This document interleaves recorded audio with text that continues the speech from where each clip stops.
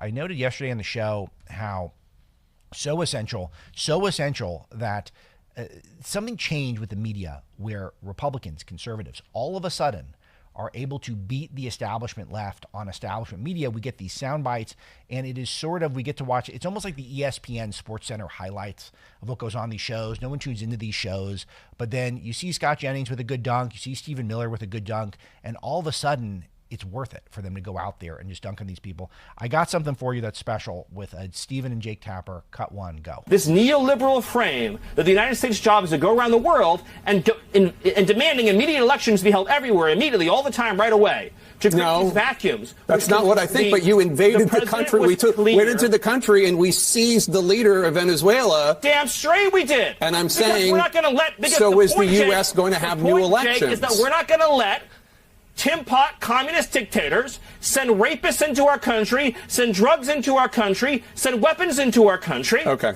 And we're not going to let a country fall into the hands of our adversaries. It's just so right. And I broke down yesterday how this is all about China. It's all about China trying to encroach into our hemisphere. And you can just see it. Maduro was not subtle, that he was a propagandist for China. He wanted China to invade Taiwan, which would cause a lot of headaches for the United States of America. You guys want to talk about affordability? Let's say we can't get our semiconductors now because China's invaded Taiwan. So all of this makes perfect sense. And of course, we have him dead to rights, legally speaking, for drug trafficking. He was a drug trafficker, a drug kingpin. And that was how he made his bones. He was previously a bus driver before this. And then now he is someone who is a dictator who is running not just a country, but a drug enterprise. He was not democratically elected. There was no legitimate election since at least 2018. And we have every bit we have the auspices to arrest him for his illegal drug trafficking, among other charges. I am speaking to a lot of legal people on this. I've spoken to a lot of them off air. I will bring some of them to the show. But this is a case where we have a stronger case than we have against other drug kingpins around the world that we've arrested. And that is the premise that you have to understand, that he was posing a major threat to our country via fentanyl, drug trade, etc. He's someone who is because of his dictatorship, was not democratically elected. I'm not saying we export democracy, but anyone who's acting like he had any right to have that job, he has no right at all to have that job.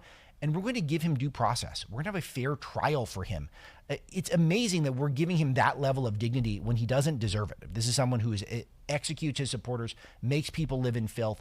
The devastation, charting it, and I do this on the podcast with Francis Martel, the devastation of Venezuela, which at one point had a chance to be a proud nation, a prosperous nation. What communism did to that country is disgraceful, and the fact that the left is just rushing to defend it. And just giving Stephen Miller that chance for that dunk is just pretty awesome because, of course, this guy deserves to go. That's the bottom line. He will get a fair trial. We have the evidence, and let's just see how it plays out. For full shows, live and on demand, it's Salem News Channel.